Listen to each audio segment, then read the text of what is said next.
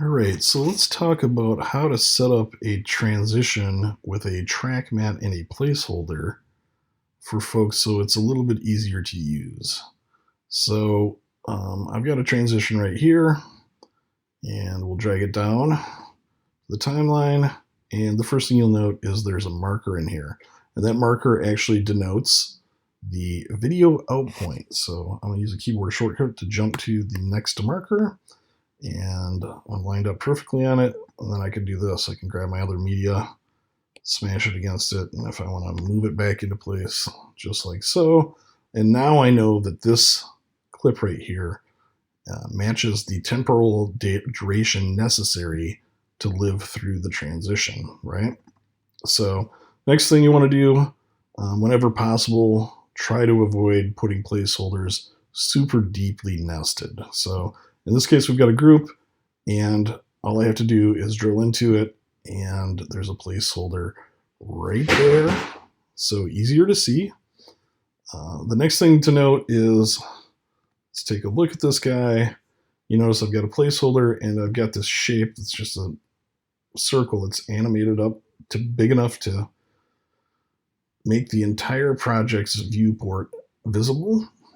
So you want to make sure at all costs that you leave the transition, or you leave the media right at the edge boundary, and I'll show you why. So if I don't have it at the edge boundary, and I come in here, and all right, coming along, let's just even say this guy is smaller. All right, cool. I just need to lengthen this out, right?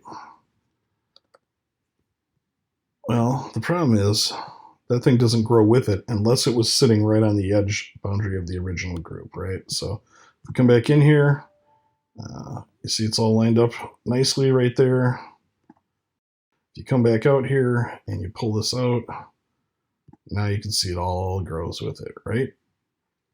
So another key reason is if the piece of media is a screen recording with audio on it, and you drag that down into and replace right here. I always get the audio waveform here, and kind of the neat thing, at least on Mac, is that we'll actually draw the waveform for you. We'll look one group deep to see if there's any audio in it, and it gets drawn on the group, right? So that's a really nice capability here. Makes it easier for you to figure out when you're trying to extend this out to the proper length. All you have to do is look for the audio notes right there. Bam, delete. So that's how you would set things up to make it a little bit easier on users to understand the transition that's going on.